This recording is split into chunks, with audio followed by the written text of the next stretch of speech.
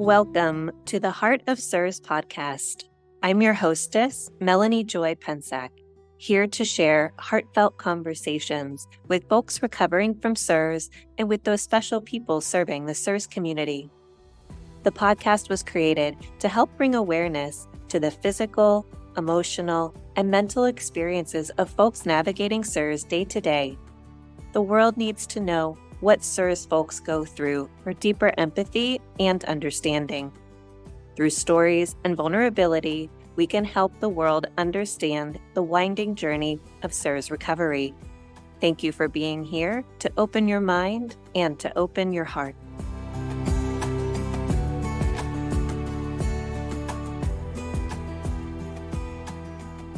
I'm very excited to be in conversation today with Christian Navarro-Torres. Christian is somebody that I connected to through really the social media world, through Instagram. He has an account called CIRS Lab, where he's creating really informative content about the CIRS illness for folks to listen to and process and consider. So thanks for being here, Christian. I'm excited to chat with you, and thanks so much for creating that information. Thank you, Melanie. It's really my pleasure, if anything. And I'm glad that we're having an opportunity to build these communities to start putting CIRS out there in the public domain, not just within the chronic illness community, but also in the public sort of domain at large. So thank you for that. Yeah, thank you. I created this podcast. I really wanted to have heartfelt conversations with real people who are navigating their CIRS recovery, and for those in the field who are really helping others along the way. There's a lot of CIRS guides, CIRS angels, CIRS doctors, IEPs, people in the community. And it really takes a community to navigate this illness. And I think in my experience so far, a lot of people who come into the CIRS world, they themselves have either gone through it or they know somebody, a loved one or a friend who's gone through the illness. And it's really important, I think, to share some of the stories behind the people and the work too. So glad that you're here to do that today. I'd love for you to share a little bit more about your work, and I'm sure that will come up as we go through the conversation. But I thought we'd maybe start the conversation, go back to the beginning a bit and touch on our experiences with CIRS. I had seen on one of your Instagram posts an interview that you had where you were sharing a little bit more about your story. And there were definitely some parallels and similarities in our presentation. And one of those was really in the area of digestion. And so I was wondering, if we could start there. And I'm curious if that was that one of your first signs or one of the more significant signs or indicators of CIRS for you? How did that come about? Yeah, I think it was. It certainly has been my Achilles heel. And since I was a child or a kid, I always had some subtle digestive issues here and there with weird food intolerances. I used to get sick a lot, and eventually I figured out that it was tied to food, but I never had CIRS on the radar. So that was always in the background of my profile.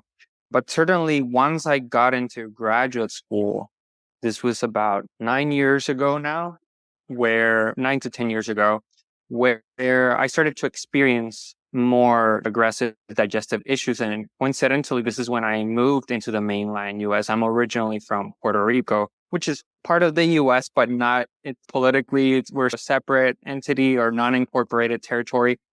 But once I moved to the mainland, I noticed that I started to feel these digestive issues getting a little bit worse. And what's really interesting about this, in my experience, is that I had a lot of these sort of in and out phases where I would run into some episodes. So back in 2015, for example, I was living in a basement apartment in my second year of grad school.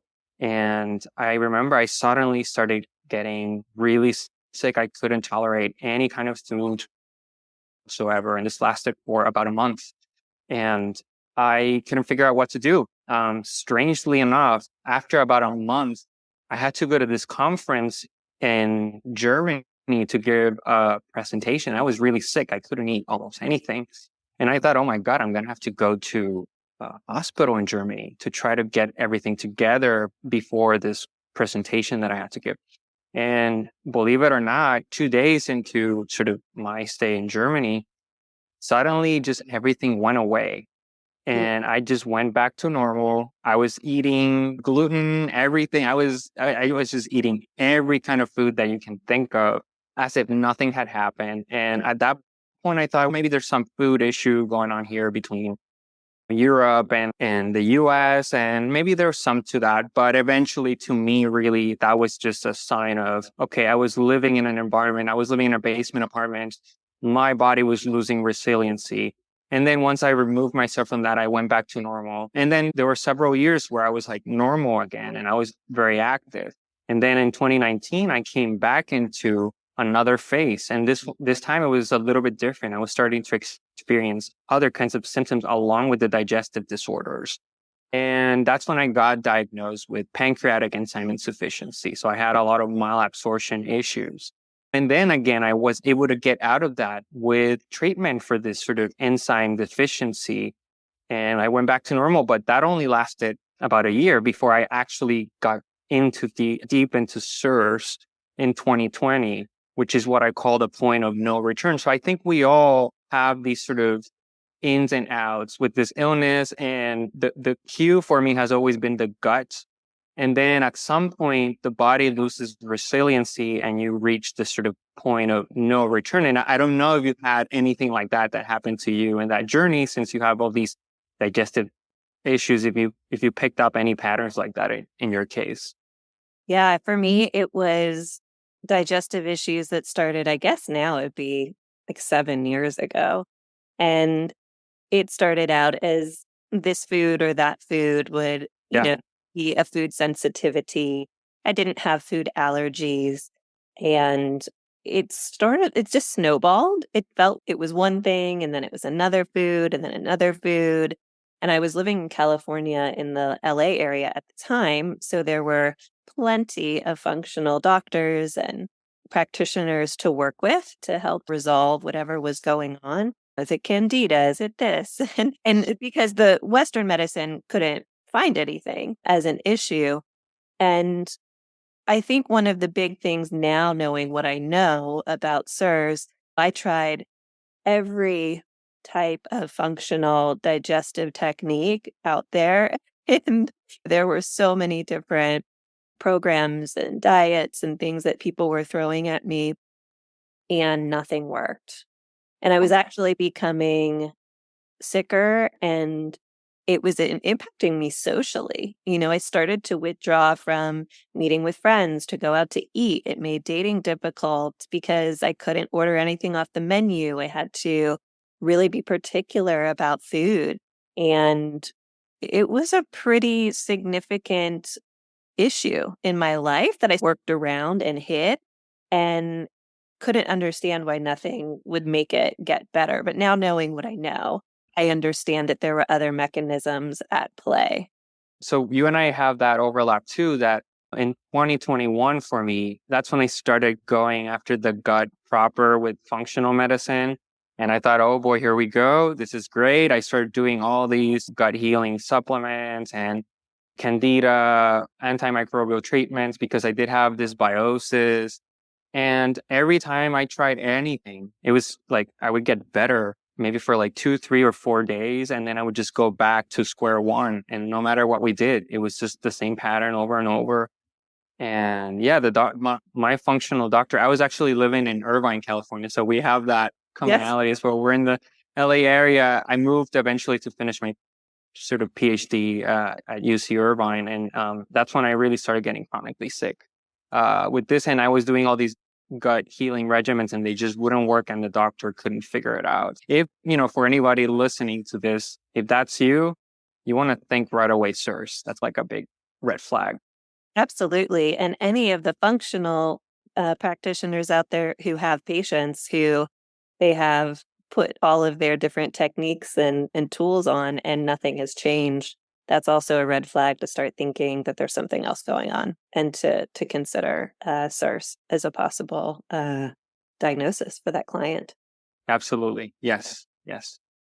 And it's interesting that my point of no return was really April 2021, that time frame. And when I hit that point of no return, I lost so much weight.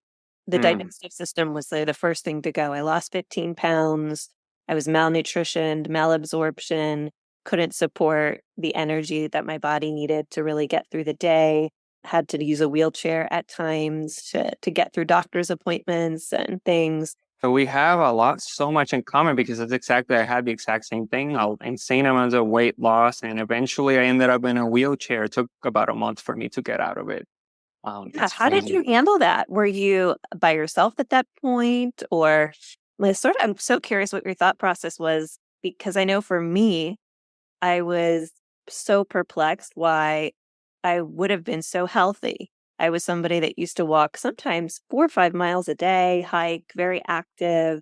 And how was I in a wheelchair? How was I at that place? But something inside of me knew there's something going on here. I didn't know what it was at that point, but I deep down knew like something is very wrong. Yes. For me, it was perhaps the most perplexing moment of my life. When this happened, I was doing this functional sort of treatment. And after going through all the antimicrobials and all this stuff, we decided to try the binders, the sort of natural binders, right? The ones that all the functional doctors will tell you about, charcoal. And so I went that route not knowing about CIRS yet. And at first, that seemed to trigger something completely different in my body for the first time. I said, hold on, there's something here going on. And for the first week, there were moments where I was feeling good for the first time in a long time. But then after the first week, it was complete madness, dysregulation. And for me, what started to happen, I was experiencing the frequent urination at night and it was getting progressively worse. And then once I started throwing charcoal into the equation, the frequent urination became out of control. I literally spent an entire day just in the bathroom and I drinking insane amount of water and it didn't matter.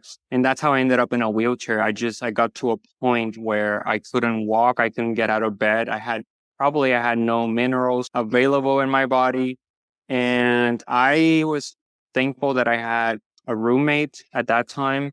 And she was the one who was doing all the laundry, all the basic things, because I couldn't even take like more than 2 or 3 steps without just falling to the ground. And yeah, like you, this is someone who I've been historically a very, very active person. Since I was a kid, I played a lot of basketball, a lot of sports, a lot of ocean activities. I am a musician. I used to play a lot of, I'm a drummer by training. I used to play a lot of music live, just a really active person. And I was doing a lot of strength training before CIRS. And yeah, to go from that to this state of affairs, I just could not. I thought, oh my God, did I become diabetic in 24 hours or something like that? Yeah. Because that's how it felt. I already knew like these are symptoms of someone who has diabetes, this whole frequent urination thing. And my doctor couldn't figure it out. So I think he panicked a little bit, my functional doctor. But, I think that was the scariest moment at that point with this illness. It's probably at the very top of scariest moments.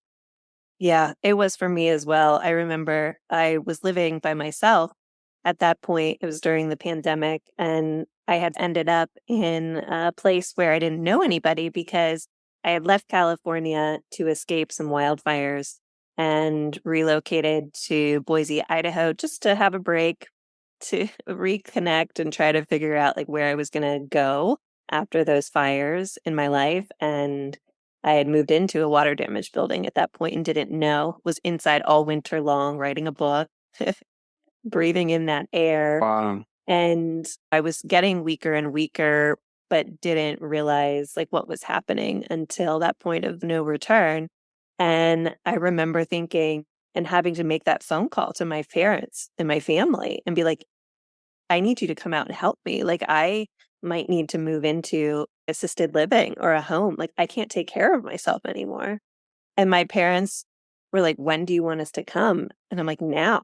And I remember I couldn't even lift my arms to dry my hair. I was Yeah. so incredibly weak. And it was really traumatic. It was something that I think I still think about as being one of those moments of it's so significant where you know that something's gone and then your independence is almost taken away. Mhm. It can really, yeah, it can be a scary part of the experience. And that doesn't happen for everybody, but it definitely sounds like we've had some similarities there. And on that note, yes, the loss of volition is just something when I certainly have always been this prototype of person who, I don't want to use the word pride, but in a way, pride myself of being very autonomous as an individual. And right, for me, that was devastating. And the other thing I wanted to bring up and ask you is during this phase, I was experiencing a lot of severe anxiety. And it got to a point where it didn't matter what I was doing, just about any sort of stimuli in the environment would trigger this crazy, weird, jolting adrenaline rush. And I don't know if you went into a phase like that at some point, there was just anxiety across the board. And then something happened in my body that I just crashed and it went to the other extreme. And so I don't know that was happening to me during this time phase or time point. And now I think of it as, whoa, I was probably frying my brain and nervous system. And that's another contributing source of dysregulation from an emotional perspective in terms of how you cope with a lot of these drastic changes in your body. Yeah, definitely had those periods of really intense nervous system dysregulation before the weakness hit me for sure. I have a background as a mindfulness teacher and a meditation leader, and I started to notice that it was really difficult to practice. And I remember trying to use like every tool in my toolbox to really calm down my nervous system because I had the awareness to know that my nervous system was dysregulated while it was happening. I wasn't wrapped up in it and afraid. I had this awareness, I think, from my meditation practice of being like, wow, something really strange is going on in my body. And I can't find a way with all the tools that I have and know to regulate it. And I remember actually having a phone call with one of my dear meditation teacher friends in France and saying, I don't know what's going on here. Nothing I can do, nothing I'm doing is working. I was actually in a bathtub with water, like warm water on my feet, trying to find a way to really soothe and calm my nervous system. Like I had all the tools that I had practiced were not working at that point. And we didn't know that I had CIRS then, but it was a really strange experience to have that awareness of what was happening and not be wrapped up in it. And nobody could really give me the tools to calm things down. Wow. It's right. You couldn't think of a better person to be prepared for this than you with that background. And what can you do at that point? It's crazy that you had to go through that. But thankfully now we have a much deeper understanding of what was happening and we can Yeah. piece this together. And I think that's such a liberating moment where you can do that. So yeah.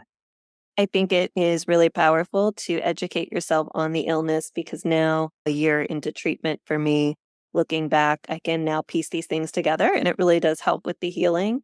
At that point, it was hard to understand, but now knowing how the illness works and there's brain inflammation and what parts of the brain are impacted, it really makes sense on piecing together what was happening during that really stressful time. Yes, absolutely. I know that and I were talking a bit about you have a scientific background. So if you want to share a little bit about that, that'd be, I think, really interesting for people to hear about. And how did you eventually get to CIRS and what did you think about it? Were you skeptical? Were you bought into it? What was that process like for you? Yeah. In terms of my academic background, I did a master's degree in cognitive psychology at Penn State University. And after that, I moved to California to finish PhD in language science, which is really an interdisciplinary community where you have people who study language processes from a neurological, psychological, linguistic, computational perspective. And in terms of the research that I focused on, I study the cognitive and neural bases of bilingualism. So I look at people who speak more than one language, and I try to understand what is the cognitive and neural machinery that's involved in allowing, us to be able to use more than one language, because we know that there are these sort of adaptive changes in the brain that undergo when you have experience with the second language. So this is where I'm coming from a research perspective, which is not really CIRS. In reality, if you don't have CIRS in the radar in some form, you're not going to think about that much. Eventually, though, once I started getting sick, and I started getting sick towards the end of my PhD when I was working on my dissertation, I eventually, once I heard about CIRS and was hitting that extreme point with all these symptoms, then I started to figure out, well, is there any scientific literature behind this? And I started to do my sort of academic scholar search.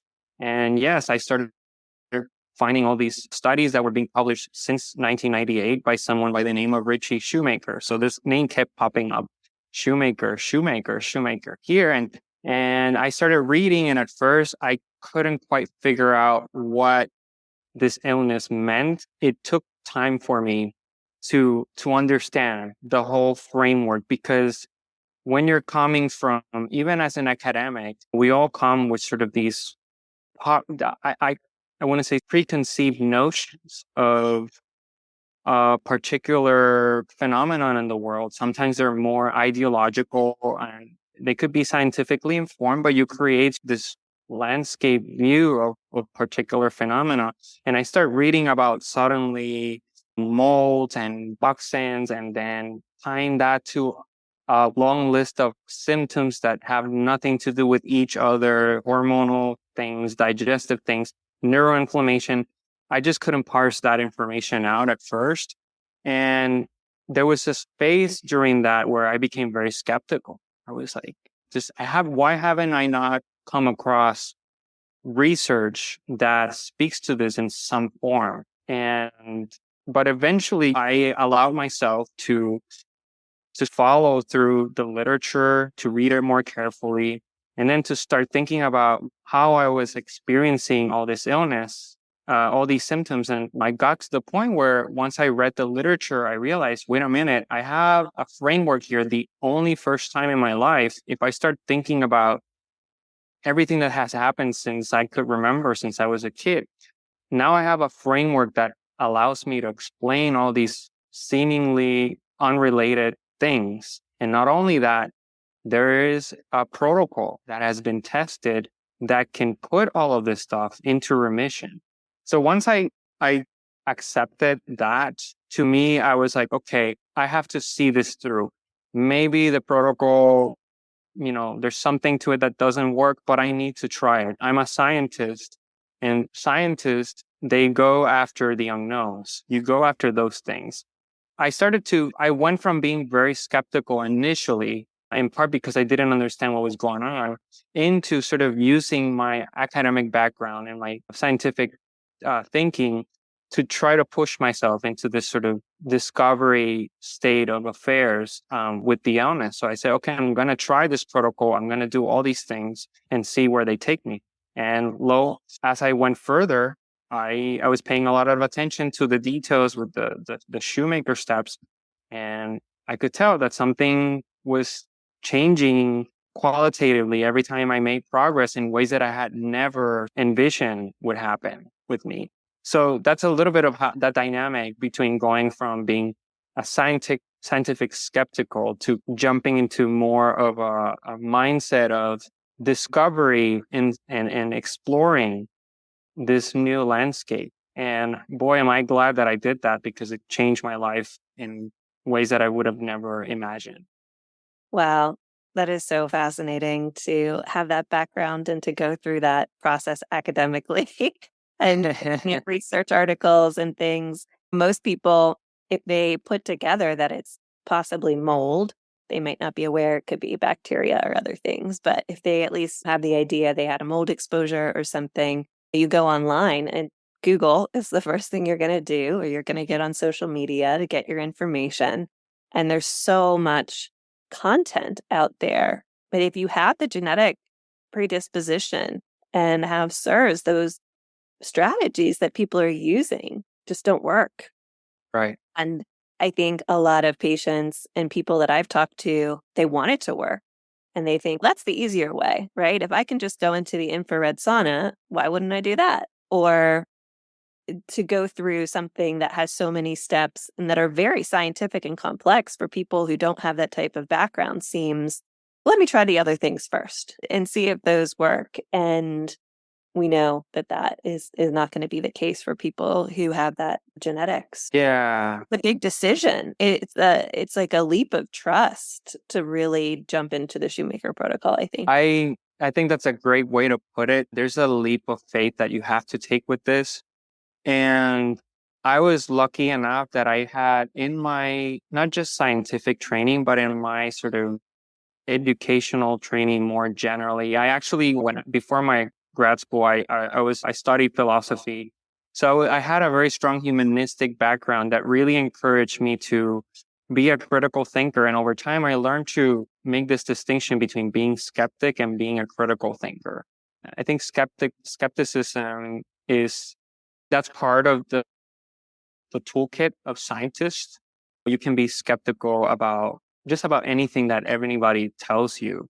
And I actually think that's relatively easy to do. We do it all the time, and you can see it in conspiracy theories and things like that. So that's not what necessarily differentiates like a scientist from another person. I think it's really this sort of critical thinking approach, which is you have a set of ideas about something and you're willing to falsify them in some way. So you start doing a lot of trial and error thinking.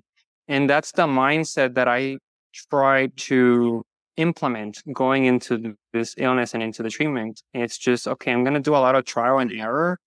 And I'm going to be using this framework as a guidance for my treatment. And then, so I was trying to falsify the Shoemaker protocol, essentially, as I was doing the treatment. That was my mentality going into it. The truth is that I just, every time, like I said, I kept doing these different steps. And I figured out issues with exposure. It was like, oh, it's going in that direction. So all the patterns and all the science are coming together to validate this protocol. I had that, I was fortunate to have that background, maybe from my education, that allowed me to take that leap of faith in ways that I know perhaps other people may not be willing or ready to do. And I completely understand, because this is quite a drastic shift in terms of how you think about not just yourself, but the world around you. Yeah, absolutely. For me, it was more of a following of a deep knowing and intuition, I would say. There was this inner knowing that I didn't have much time, that time was of the essence, and I had to make like the decision that was going to help me with my health, because I was really losing independence. And there were a lot of different synchronistic steps that eventually led me to my physician that I'm working with. And when I saw some education around the illness that he had made, it was a knowing. It was, this is me. This sounds exactly like me. This is the direction I have to go in. And I just had to feel that out. But it's really hard. It's really a hard decision, whether it's you have a scientific background or you're following your gut or your intuition to take that leap of faith. And boy, I'm glad that I did as well. Yes. Yeah, absolutely. And now that we're in it, I'm a year into treatment. How far along are you? So I started treatment officially in February of last year. So about a year and a couple months. And I've had my moments of I had to stop the treatment because I'm moving or I don't have the resources to continue treatment. So throughout throughout this time, I've made sure to to whatever happened, I would always use the binders. Walcall is my go-to. For me, that's like a life-saving thing. And then I had all these other components, some supplementation that kept me going. And then of course my little eye adapt there and candles and all these tools to manage exposure. I always made sure to keep myself at a certain level with those things.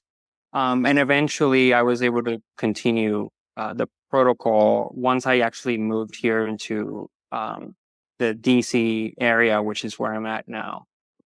Yeah, and here we are. You're creating online content. I'm creating this podcast, and we've chatted a little bit about the fact that you feel like you can't walk away from the illness once you start to have this information and see the changes that the Shoemaker protocol can make on the body.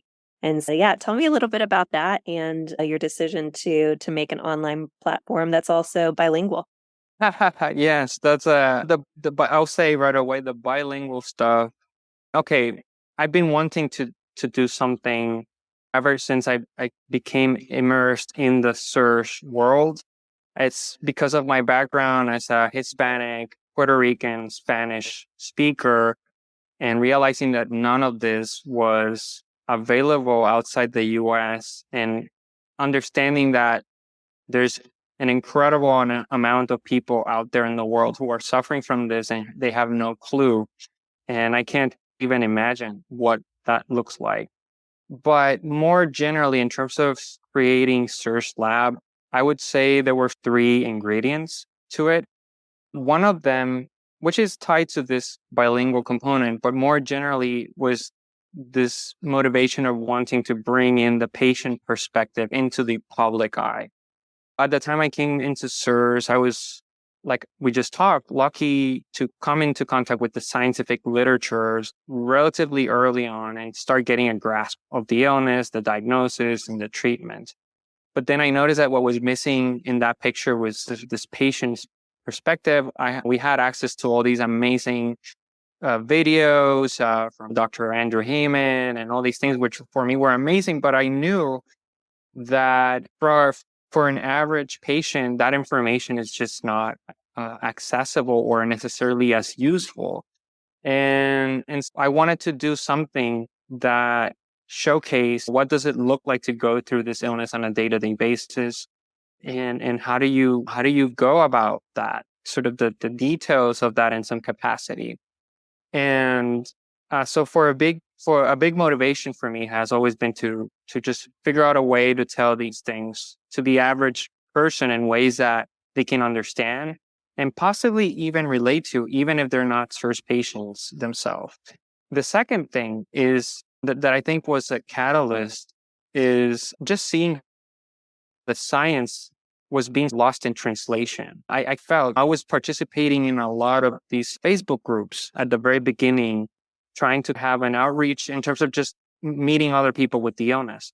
And I just realized over time that there was this disconnect between the scientific part of what we knew about CIRS from a scientific and medical perspective and what patients CIRS and how you go about treating it. And like I said earlier, it was an incredible insight to me once I realized that there was a way to explain all these symptoms, and also that there was a treatment protocol to put the illness into remission. And a big motivation for the CIRS Lab space was to create this environment where patients can learn about that in a way that is accessible and useful to them. And the third thing that I'm going to mention that I think was really critical is that eventually I came across a person. Her name is Ave, and she is actually the right hand side of CIRS Lab. So CIRS Lab is not just me. There's a second person involved, and she's a CIRS patient as well. And we met through sort of these Facebook groups when we were figuring out how to go about all of this. And we were really struggling. But we naturally gravitated towards one another because we were both, one thing we had in common is that we were willing to do whatever it took mentally and spiritually to regain our lives back and figure out a way to overcome the illness. And so we piggybacked on that goal and found ways to help each other when essentially no one else was there to help us. We were two complete strangers who had lost our life and in some ways our humanity through CIRS. But out of that, we figure out a way to push through that. And, we got to safer terrain, so to speak. And once we were able to progress further with the treatment, and a lot of it had to do finding a living space for both of us that sort of where we could live. She was the one who said, "Hey, listen, I think you should consider doing this because you have a background and you have a profile that's not usual in the chronic illness community." So she was the one who really pushed me in the right direction. And then since then, we just started creating CIRS Lab together. And there's more to it, but that's more or less the backstory. Oh, wow. I didn't realize that. That's amazing. I'm so glad that Alex pushed you in that direction. And what a gift to find each other and to have somebody to really discuss and to support one another through this process. That's really a beautiful outcome from all of this. Absolutely, yes. Like you said, it takes a village to heal, to navigate and heal from CIRS and from chronic illness at large. And in my case, the concept behind CIRS Lab is it's multiple minds working together, helping each other. And I'm one of my big goals is to be able to start helping grow these other communities like your space, which I think it's fascinating and really important in the healing process. And this is something I picked up from my scientific background, that the biggest sort of strides that you make with scientific discovery is when you start bringing in the community of different scientists who don't talk to one another. Usually you bring them together and you realize, oh, we're asking very similar questions. We're interested in similar things. We just didn't realize. And that's the kind of sort of the model that I want to implement in CIRS Lab and as it relates to all these different communities for chronic illnesses. That's beautiful. Yeah, I'm curious, what do you wish that doctors knew about CIRS that aren't involved with CIRS, not the CIRS doctor? I think what I would say to them is that when they look at a CIRS patient, they are essentially looking at the future of modern medicine. That's what I would tell them if I had to say it in one sentence with a lot of conviction. It's once I was able to wrap my head around CIRS, I understood that, oh my God, we're looking into the future. What the Shoemaker protocol, the discoveries that took place in the last 2 decades or so, this is a saltational exponential discovery. And that's not very common because in science, it's very incremental. The progress that you tip in science is very naturally very conservative, and it's incrementality and how what it accepts as, okay, this is now common knowledge. And Dr. Shoemaker made this exponential jump with that discovery. And I think now we're at a point where we can start having this conversation with doctors enough so that we can, I think if you ask me personally, this next decade is going to be an important decade in that respect, where I think the doctors who don't know anything about CIRS, they're going to, one way or another, start hitting into this. And I think it's going to have all kinds of consequences in terms of our understanding of chronic illness, because chronic illness is not properly treated as we know in the current sort of model of medicine. And I think what CIRS is it's a very ideal example. We have all these different chronic illnesses. We have cancer, we have diabetes, autoimmunity, and we have all these things, some of which may actually fall under CIRS. But I think CIRS is like a very ideal example that I think is going to spearhead our understanding of chronic illness and how we can change the model to be able to account and integrate that kind of understanding and treatment. Yeah, that's so interesting to hear what you're saying about the jumps in the information that we have about the illness, like how that's happening quickly. It does feel like there's momentum building around awareness around this. I've not been involved in the field for very long, but in even just this last year, it feels like there's a lot of conversation and developments. And I know there's been a lot of doctors and researchers and people working on this for years now, but it does seem like there's some sort of momentum building with knowledge and awareness. And I think about my primary care doctor that I work with that knew nothing about it and who I'm sharing all this information with now, and how he really was skeptical at first. And I think to myself sometimes, like, 20 years from now, is he going to look back and be like, oh, yeah, that girl who was trying to teach me about CIRS, maybe Yep. she knew what she was talking about. I think that's exactly what's going to happen. I'm almost very certain this is what's going to start happening more and more. I mean, I've been trying to do the same thing I'm currently working with someone who has CIRS in Puerto Rico, and I'm working with a doctor locally there who has no idea whatsoever, but I think he's taking a bit of a leap of faith. Like, sometimes you do find these doctors that Yeah. are willing to do that, even if they don't know where they're going. And it's a risk, I understand, but I think it's going to take that type of mentality and spirituality in order to really make big strides with this illness. Yeah, I'm personally so grateful for each and every one of these doctors and professionals that work in the field, because they really have had to take some risk or take the time to learn about it. And not everyone's willing to do that. So I'm grateful for the group that has. Absolutely, yes. The last question that I have for you before we wrap up is, what gives you hope right now as you continue to go through recovery, and what keeps you going? Yeah, that's a very simple yet very deep question. I think there's different layers to it. I would say at a personal level, it's the fact that understanding that this or experiencing the process of being happening for the first time, unfolding right before my eyes for the first time in my life. That having that feeling is something that I can't explain, but I know that you and anybody who goes through this understands. Once you start that path, I think what happens to our nervous system and our brains, this, for me personally, this machinery of the pursuit of discovering more, and this is something I've always had as a scientist. For me, one of the important features of science is this pursuit of discovery. Science should always be about going after the unknowns. That's where science should be going, to explore that. And going through this illness has allowed me to apply that concept in a way that has changed my life, because what happens is, over time, as you start getting better, you realize that maybe the version that you knew of yourself before this illness was not the version that was meant to be. That there's a new version out there waiting for you that you haven't fully discovered.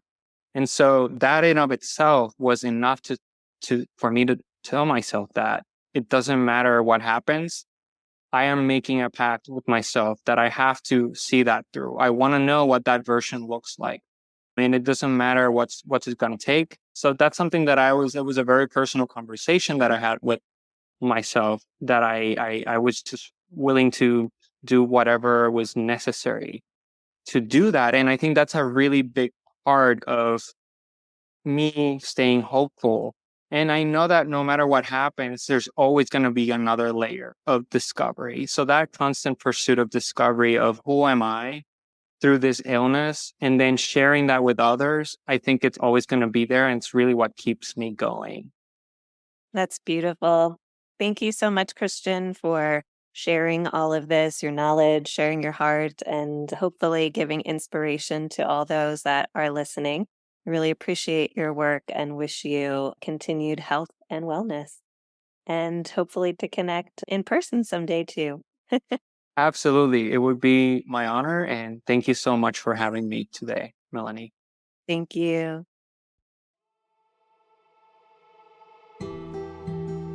Thank you for listening and for your kind attention. To keep in touch, follow the Heart of CIRS podcast on Instagram. You can visit melaniepensack.com /the Heart of CIRS to donate, Your generosity helps to keep this podcast growing.